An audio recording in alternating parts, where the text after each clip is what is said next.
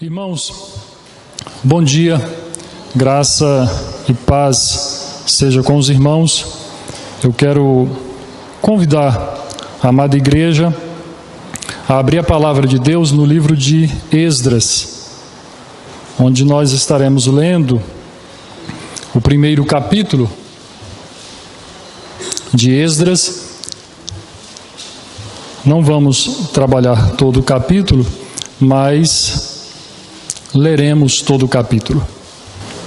No primeiro ano de Ciro, rei da Pérsia, para que se cumprisse a palavra do Senhor, por boca de Jeremias, despertou o Senhor o espírito de Ciro, rei da Pérsia, o qual fez passar pregão por todo o seu reino, como também por escrito, dizendo: assim diz Ciro, rei da Pérsia: o Senhor, Deus dos céus, me deu todos os reinos da terra e me encarregou de lhe edificar uma casa em Jerusalém de Judá. Quem dentre vós é de todo o seu povo, seja seu Deus com ele, e suba a Jerusalém de Judá, e edifique a casa do Senhor, Deus de Israel. Ele é o Deus que habita em Jerusalém. Todo aquele que restar em alguns lugares em que habita, os homens desse lugar o ajudarão com prata, ouro, bens e gado, afora as dádivas voluntárias para a casa de Deus, a qual está em Jerusalém. Então se levantaram os cabeças de famílias de Judá e de Benjamim, e os sacerdotes e os levitas, com todos aqueles cujo espírito Deus despertou, para subirem a edificar a casa do Senhor, a qual está em Jerusalém. Todos os que habitavam nos arredores os ajudaram com objetos de prata, com ouro, bens, gado e coisas preciosas, afora tudo que voluntariamente se deu. Também o rei Ciro tirou os utensílios da casa do Senhor, os quais Nabucodonosor tinha trazido de Jerusalém, e que tinha posto na casa de seus deuses. Tirou-os Ciro, rei da Pérsia, sob a direção do tesoureiro Mitredate, que os entregou contados a Sesbazar, príncipe de Judá. Eis o número deles: 30 bacias de ouro, 1000 bacias de prata, 29 facas, 30 taças de ouro, 410 taças de prata de outra espécie e 1000 outros objetos. Todos os utensílios de ouro e de prata foram 5.400. Todos estes levou Sesbazar, quando os do exílio subiram da Babilônia para Jerusalém. Irmãos, antes de trabalharmos propriamente o texto, eu quero trazer um pouco do contexto histórico, assim mais propriamente cronológico, para que os irmãos entendam um pouco. Em 605 a.C., Nabucodonosor, ele invade Judá pela primeira vez. E depois, mais adiante, ele faz uma segunda invasão. E a terceira invasão, ela vai acontecer no ano de 586 a.C., quando ele então destrói Jerusalém, ele destrói o templo, ele deixa Judá em ruínas, e ele leva Judá em cativeiro. Fica apenas os mais pobres ele deixa para trás. No ano de 539, a Babilônia ela cai perante o império da Pérsia, ou também Média Pérsia. E em 537, Ciro, o Grande, ele então publica um documento, um decreto, permitindo que os povos que estavam exilados nos domínios da antiga Babilônia, que esses povos pudessem voltar para suas terras de origem. Ele adota uma política diferente da política de Nabucodonosor. Nabucodonosor, o Império Babilônico, tinha uma política de arrancar os povos de suas terras. Ciro adota uma política diferente, de permitir que esses povos exilados retornassem às suas terras de origem. E então eles adorassem seus deuses, eles praticassem suas culturas, suas tradições.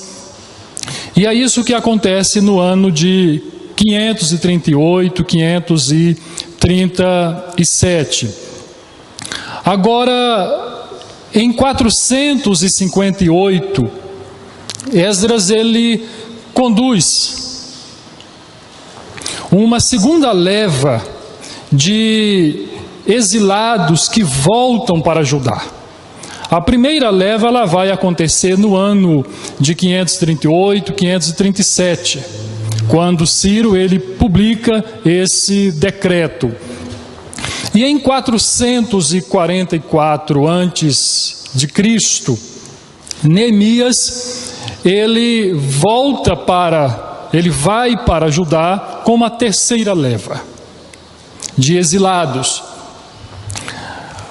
Quando nós lemos o livro de Esdras, o propósito deste livro é incentivar aqueles que haviam regressado do exílio a dar continuidade àquele trabalho iniciado por Zorobabel, por Esdras e Neemias. É isso que nós vemos nesse livro. E quando nós lemos também Esdras e sequencialmente nós lemos Neemias, percebemos tratar-se de uma história, uma única história. Isso já foi apresentado aqui várias vezes pelo pastor. Os dois livros tratam apenas de um único livro. E a autoria dele é assim tradicionalmente aceita como Esdras sendo o escritor, pelo menos o autor de boa parte do livro. Agora o que eu quero mostrar para os irmãos é que em 538 Ciro, o grande rei da Pérsia e conquistador da Babilônia, ele, ao publicar um decreto permitindo que os exilados de Judá na Babilônia voltassem para sua terra e reconstruíssem seu templo, o que eu quero que os irmãos percebam é que verdades nós podemos extrair desse relato bíblico. Isaías, ele havia profetizado a respeito disso. Quando nós lemos em Isaías 44, verso 28, nós vemos que ele já havia profetizado acerca desse assunto. Mas o que essa história de 25 séculos atrás, que verdades ela traz para as nossas vidas? Eu quero reler com os irmãos do verso 1 até o verso 4, para então nós percebermos que Deus triunfa. No primeiro ano de Ciro, rei da Pérsia, para que se cumprisse a palavra do Senhor por boca de Jeremias, despertou o Senhor o espírito de Ciro, rei da Pérsia, o qual fez passar pregão por todo o seu reino, como também por escrito, dizendo: assim diz Ciro, rei da Pérsia, o Senhor, Deus dos céus, me deu todos os reinos da terra e me encarregou de lhe edificar uma casa em Jerusalém de Judá. Quem dentre vós é de todo o seu povo, seja seu Deus com ele, e suba a Jerusalém de Judá, e edifique a casa do Senhor Deus de Israel. Ele é o Deus que habita em Jerusalém. Todo aquele que restar, em alguns lugares em que habita, os homens desse lugar o ajudarão com prata, ouro, bens e gado, afora as dádivas voluntárias para a casa de Deus, a qual está em Jerusalém. Então nós percebemos aí o decreto publicado por Ciro. Vejamos, meus amados, o que Deus nos ensina, o que a palavra nos ensina nesse pequeno trecho. A primeira coisa é que Deus é fiel à sua palavra. Com base nisso, eu quero afirmar para os irmãos: não se preocupem, Deus triunfará. E Deus triunfará porque Ele é fiel à sua palavra. Durante muitos anos, o profeta Jeremias advertiu os líderes de Judá de que o exílio na Babilônia era inevitável. Vamos observar Jeremias. Abra a sua Bíblia no livro do profeta Jeremias, lá no capítulo 20. Jeremias capítulo 20, do verso 4 até o verso 6. E percebam que o profeta, ele havia profetizado acerca do exílio. Do verso 4 ao verso 6 nos diz: pois assim diz o Senhor, eis que te farei ser terror para ti mesmo e para todos os teus amigos. Estes cairão à espada de seus inimigos, e teus olhos o verão. Todo Judá entregarei nas mãos do rei da Babilônia.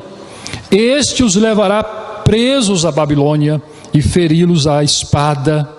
Também entregarei toda a riqueza desta cidade, todo o fruto do seu trabalho e todas as suas coisas preciosas, sim, todos os tesouros dos reis de Judá entregarei nas mãos de seus inimigos, os quais hão de saqueá-los, tomá-los e levá-los à Babilônia. E tu, Pazur, e todos os moradores da tua casa, ireis para o cativeiro, irás à Babilônia, onde morrerás, e serás sepultado, tu e todos os teus amigos, aos quais profetizaste falsamente.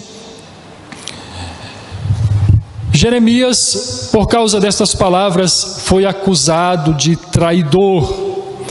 O mesmo Jeremias, ele anuncia que o cativeiro iria se estender por 70 anos.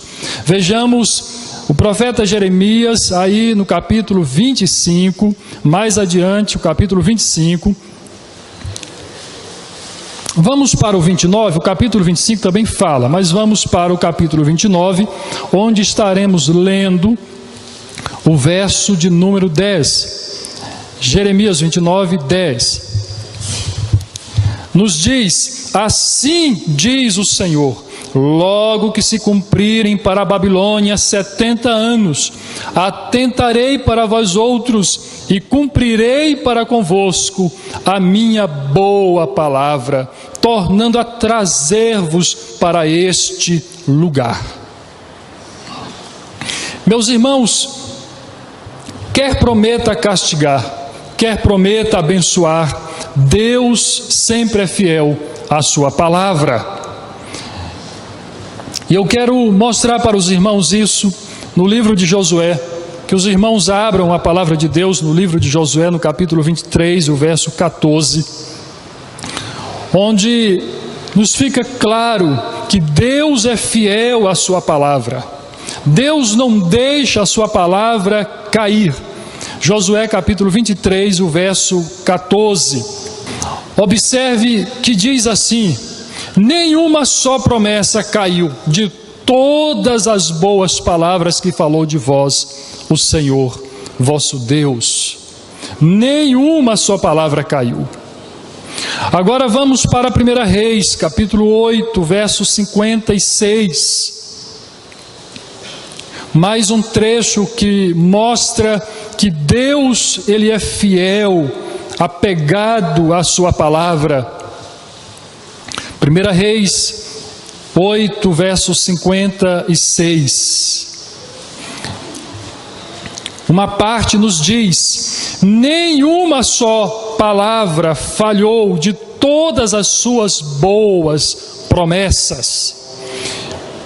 E um outro texto que nos é bastante conhecido, Mateus 24, verso 35, passará o céu e a terra, porém as minhas palavras não passarão.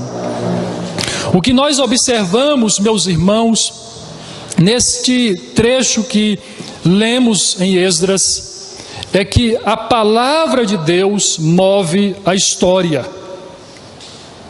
A palavra de Deus conduz a história. A história, ela não vai se desenrolando de uma forma aleatória, sem que alguém a conduza. Mas o que acontece na história é conduzido por aquilo que Deus diz. O que Deus diz, acontece, há de acontecer, não falha em hipótese alguma. Crer nessa verdade, na verdade que a palavra de Deus conduz a história, traz conforto para o nosso coração. Você acreditar que Deus está conduzindo a história, que Deus está controlando todas as coisas, isso acalma a ansiedade do coração. Você saber que um Deus bom, justo, amoroso, Ele está cuidando de todas as coisas, que Ele não é surpreendido por nada. Isso é um alívio para o coração que vive no desespero da ansiedade. Quando Ciro, ele emite esse decreto, ele não emite o decreto porque ele era um grande monarca. Não é porque ele conquistou a Babilônia. Depois, se vocês tiverem interesse, vocês podem dar uma olhada como foi que Ciro fez para conquistar a Babilônia. Foi um empreendimento extraordinário. Foi uma grande operação militar. Foi algo assim de uma estratégia assombrosa.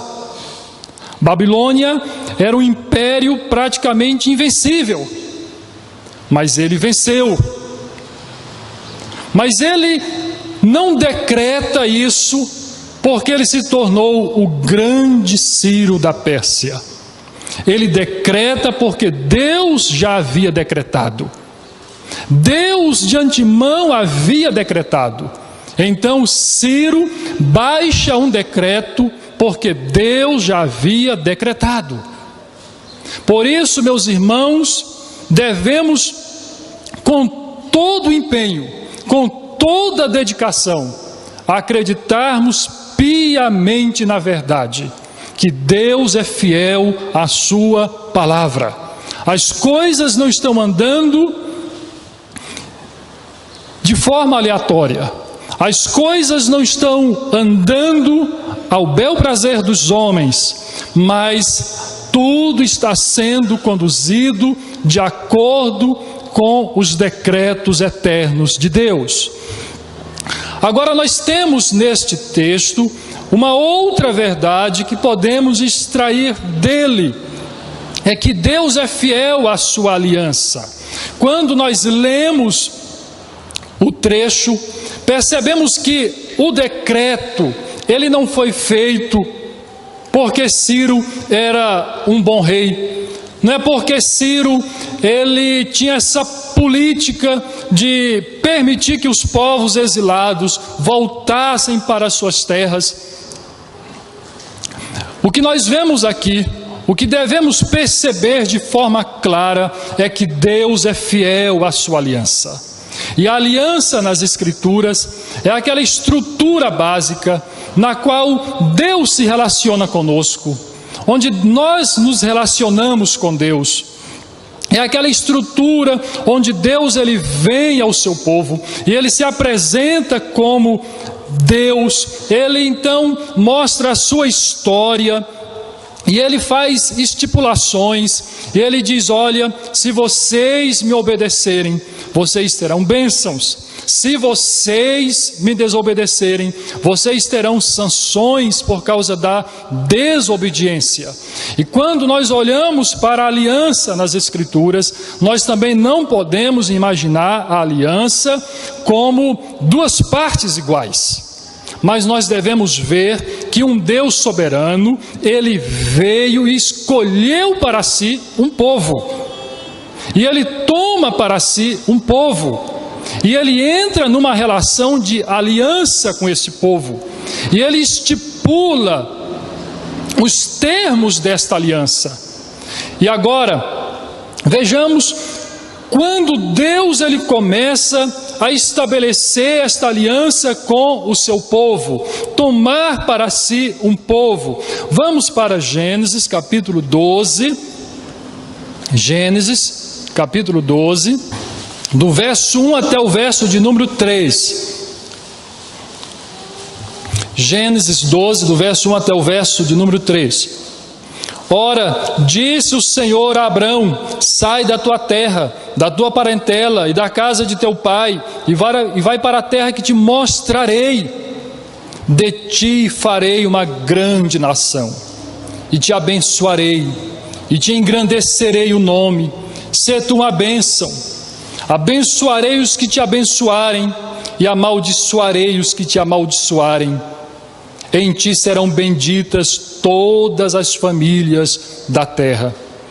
Meus irmãos, mais adiante, ao longo das Escrituras, nós veremos Deus tornando essa aliança mais clara, Deus ratificando, Deus lá em Êxodo 20, Deus deixando essa aliança de forma muito clara, mostrando as estipulações, os termos da aliança.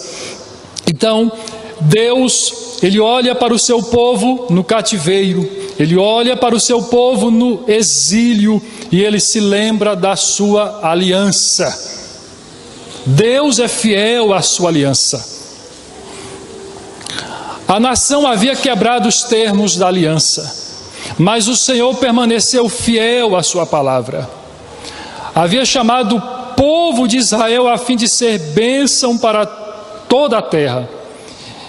E para isso Deus providenciaria para que Israel cumprisse essa missão. Deus faria isso. Até porque nós vamos encontrar em João 4, verso 22, a salvação vem dos judeus. E Deus, Ele vai levar isso adiante, até que o propósito dele seja cumprido. Você está aqui nesta manhã, não é porque você deseja, não é por causa dos esforços que você faz, mas por causa da aliança de Deus, porque Deus é fiel a essa aliança. Caso contrário, você não estaria, você não teria condições, nenhuma condição de estar aqui. Nenhum empenho, nenhum esforço pessoal seu seria suficiente para tal. Mas pelo fato de Deus ser fiel à aliança, pelo fato de Deus zelar, até mesmo quando o povo dele peca, o que vemos de forma assim repetida nas Escrituras, Israel pecando, Israel demonstrando rebeldia, Israel voltando atrás, mas Deus sendo fiel, e Deus conduzindo, Deus disciplinando, para o bem do próprio povo. Então, por causa da fidelidade de Deus, a sua aliança, nós estamos aqui nesta manhã. Meus irmãos, vejamos agora a terceira verdade que podemos encontrar em Esdras, do verso 1 até o verso 4, é que Deus controla as nações. Deus controla as nações. Foi o Senhor quem levantou Nabucodonosor. Nós podemos ver em Jeremias 25, quando ele se refere a Nabucodonosor como meu servo. E Deus levantou Nabucodonosor para disciplinar o povo de Judá. E essa disciplina, ela começa lá no ano 605 a.C., quando vimos, e ela toma sua plenitude lá no ano 586 a.C., quando o templo é destruído, a cidade é devastada, o povo levado para o cativeiro. E aí Nabucodonosor deixa apenas os mais pobres. Foi Deus também quem levantou Ciro para derrotar os babilônios. Assim como Deus levanta Nabucodonosor para disciplinar o seu povo, agora Deus levanta Ciro para derrubar a Babilônia e estabelecer o Império Persa. Nós vamos observar isso em Isaías 44. Eu quero convidar os irmãos para abrir a palavra de Deus, em Isaías capítulo 44, para que vocês percebam isso. Isaías, muitos anos antes desse episódio, ele profetizando, do verso 24 até o verso 28, onde nós vamos perceber a descrição de uma atividade redentora de Deus em relação ao cativeiro de Judá. Do verso 24 até o verso 28 nos diz assim: assim diz o Senhor que te redime, o mesmo que te formou desde o ventre materno. Eu sou o Senhor, que faço todas as coisas, que sozinho estendi os céus e sozinho espraiei a terra, que desfaço os sinais dos profetizadores de mentiras e enlouqueço os adivinhos, que faço tornar atrás os sábios, cujo saber converto em loucuras, que confirmo a palavra do meu servo e cumpro o conselho dos meus mensageiros, que digo de Jerusalém, ela será habitada, e das cidades de Judá, elas serão edificadas, e quanto às suas ruínas, eu as levantarei. Que digo à profundeza das águas, seca-te, e eu secarei os teus rios. Que digo de Ciro, ele é meu pastor, e cumprirá tudo o que me apraz. Que digo também de Jerusalém, será edificada, e do templo será fundado. Veja aí, meus irmãos, como fica claro. Um outro texto que nós podemos ver no capítulo 45 de Isaías, Deus mostra como ele iria conduzir Ciro no cumprimento de seus planos. Isaías 45, do 1 até o 7. Acompanhe a leitura.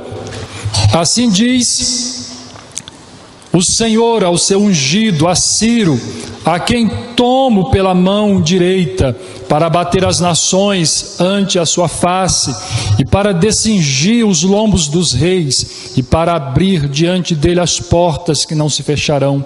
Eu irei adiante de ti, endireitarei os caminhos tortuosos, quebrarei as portas de bronze e despedaçarei as trancas de ferro.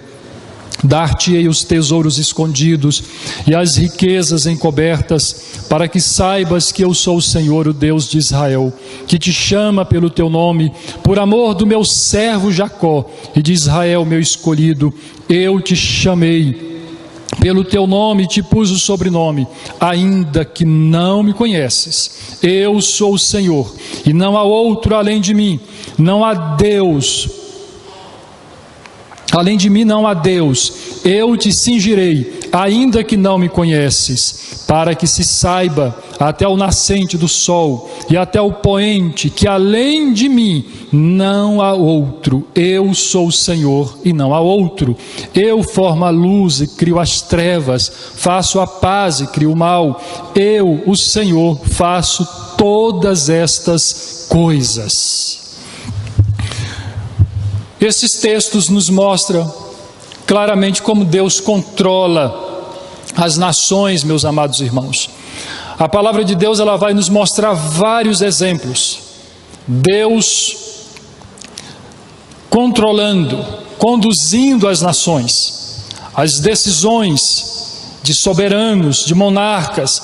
Nós podemos conferir isso, por exemplo, alguns exemplos: Faraó, em Êxodo 9, verso 16, Assuero, o rei Assuero, no livro de Esther, Senaqueribe, em 2 Reis 19, 28, César Augusto, em Lucas 2, 1, com Herodes Agripa I, em Atos 12, 20 a 24.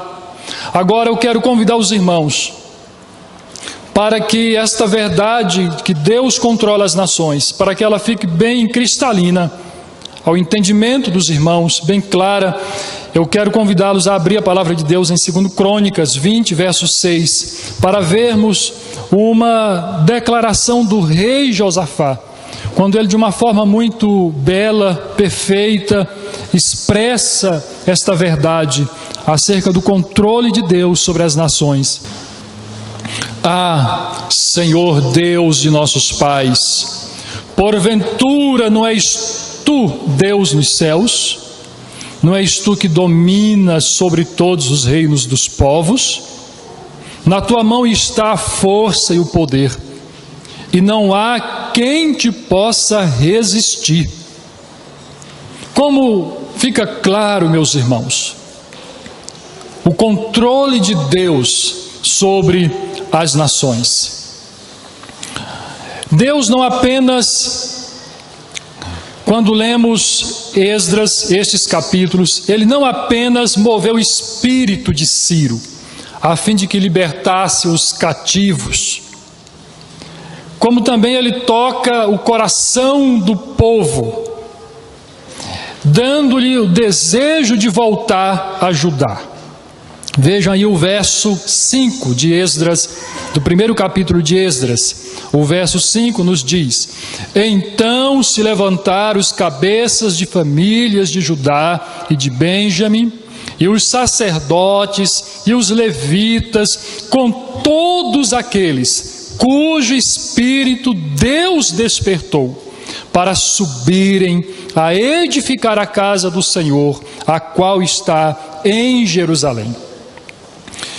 Vejam como está aqui, claro, com todos aqueles cujo espírito Deus despertou.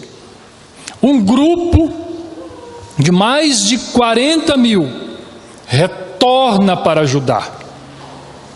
Mas esse grupo retorna porque Deus desperta, porque Deus toca, Deus age, e então este grupo se dispõe a voltar. Vejamos o que nos diz Filipenses 2, verso 13: porque é Deus quem efetua em vós tanto querer como realizar segundo a sua boa vontade. O mesmo Deus que determina o fim, a reconstrução do templo, Ele também vai prover os meios para alcançar esse fim. Nesse caso, a disposição no coração do povo de Judá para ir e trabalhar na reconstrução do templo. E assumir essa responsabilidade de reconstruir o templo, a cidade e a própria comunidade de Judá, lá na terra santa. Isso significava alguns desafios. Primeiro, um desafio de mais ou menos aí uns 4 meses de viagem pelo deserto, enfrentar os perigos da estrada. Segundo, muita fé, porque a reconstrução ia exigir do povo muita fé, muita coragem, um sacrifício enorme. O livro de Esdras e Neemias nos mostram isso de forma muito clara, os desafios que esse remanescente vai enfrentar. E mesmo depois de chegar à Terra Santa, a vida não seria fácil. Seria uma vida de muita oposição. O que Nabucodonosor tinha deixado no ano de 586, como vimos, o que ele deixou para trás apenas o povo pobre. Toda a cidade ficou destruída. Então o povo enfrentaria muitas dificuldades. Agora, quando se coloca a ordem de Deus, voltar, e os desafios, quando se coloca isso na balança, esse grupo de mais de 40 mil decide voltar. Mas esse grupo decide voltar porque Deus trabalha o coração desse grupo, porque Deus dispõe, porque Deus faz com que o povo tenha disposição para voltar e trabalhar. Meus irmãos, mesmo diante do exposto, o remanescente de mais de 40 mil exilados resolve obedecer e voltar a Deus, obedecer a Deus e voltar à terra da promessa. Quando obedecemos a Deus, é por causa da bondade dele. Quando você obedece ao Senhor, é porque Deus dispôs você. Então você o obedece. Mas quando você não obedece, é responsabilidade sua, é dureza do seu coração. Agora eu quero contrastar com os amados irmãos o Salmo de número 137 com o Salmo de número 126. E para isso eu convido vocês a estarem abrindo a Bíblia no Salmo de número 137. Um salmo que retrata o cativeiro. Através de uma poesia, nós podemos entender bem as angústias do cativeiro.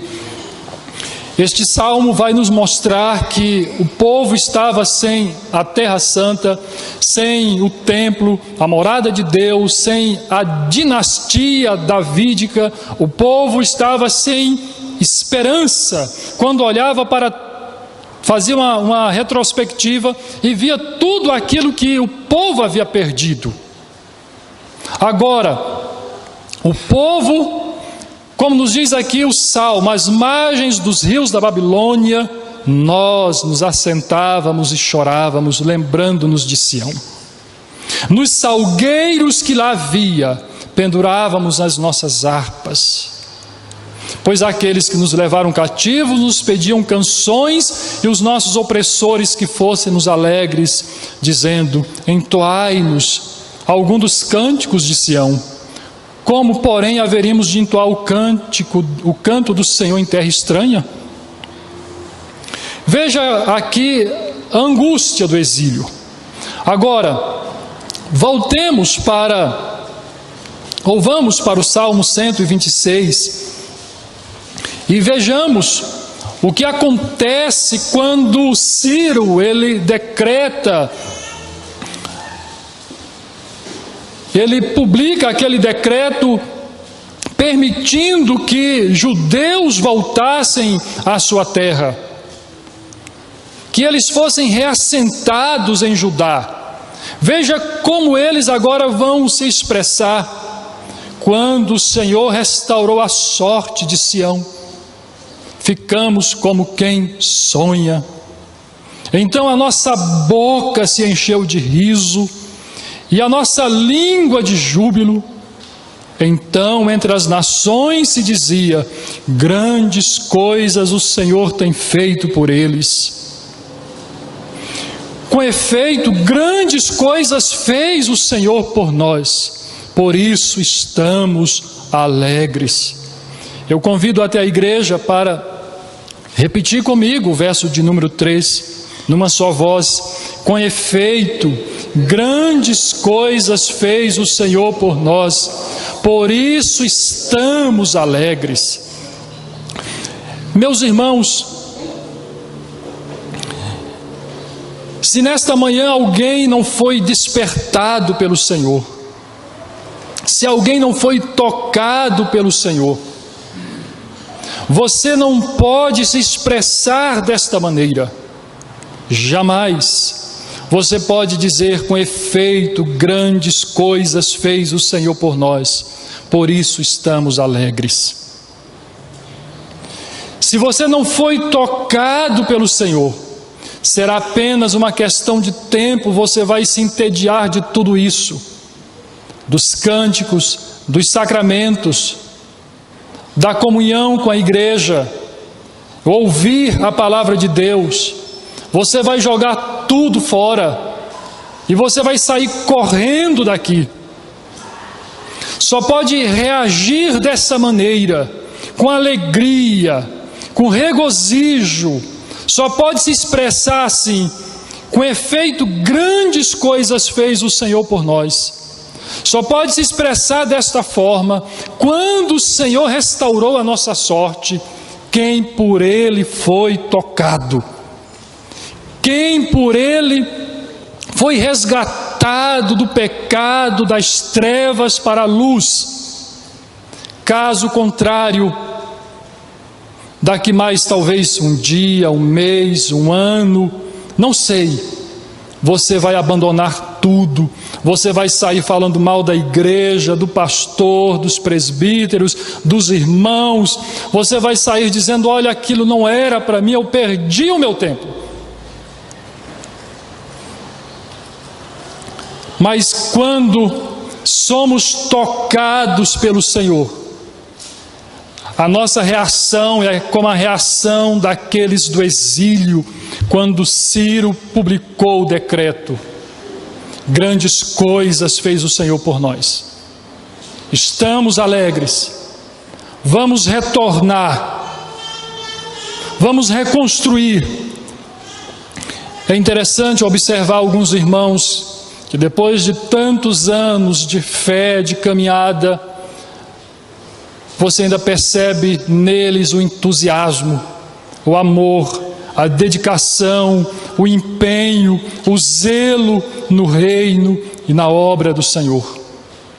Mas é tão triste quando vemos pessoas capengando, pessoas que estão sendo empurradas, desanimadas, que não reagem ao grande amor de Deus, não conseguem perceber que Deus triunfa, não conseguem perceber que Deus reina, não conseguem perceber que um Deus santo, um Deus justo, um Deus bom está chamando-as ao arrependimento, à confissão de pecados, ao abandono, chamando-as à fé em Cristo, que se arrependam imediatamente de seus pecados. É triste vermos isso, mas este texto da palavra de Deus aos eleitos, àqueles que foram escolhidos, àqueles que foram chamados, este texto é um texto que transmite muito ânimo, muita esperança, porque nos mostra que Deus é fiel à sua palavra, nos mostra a fidelidade do Senhor à sua aliança e nos mostra a fidelidade dele no controle das nações. Que Deus abençoe, meus irmãos. Oremos, rogando ao Senhor que nos ajude a vivermos com estas verdades no coração. Bendito Deus e eterno Pai, suplicamos a Ti nesta manhã, Senhor, que jamais se aparte do nosso coração, da nossa mente, que se dispersa com tantas coisas transitórias, passageiras, a verdade de que Tu és fiel à Tua palavra, a verdade de que Tu és fiel à aliança, mesmo quando somos infiéis, Tu és fiel para nos disciplinar. A verdade de que o Senhor está no controle das nações. Os reis os presidentes, os governantes, eles não agem fora do teu controle. Eles não agem de forma autônoma, por mais que desejem. O Senhor é o Deus da providência. Cremos na história providencial. Não cremos no acaso, na sorte, num destino cego, implacável. Nós cremos que estamos nas mãos de um Deus santo, bom, justo e que faz todas as coisas segundo o conselho da sua vontade. Pai, ajuda-nos a vivermos de acordo com a tua santa vontade. É o que te pedimos. Amém.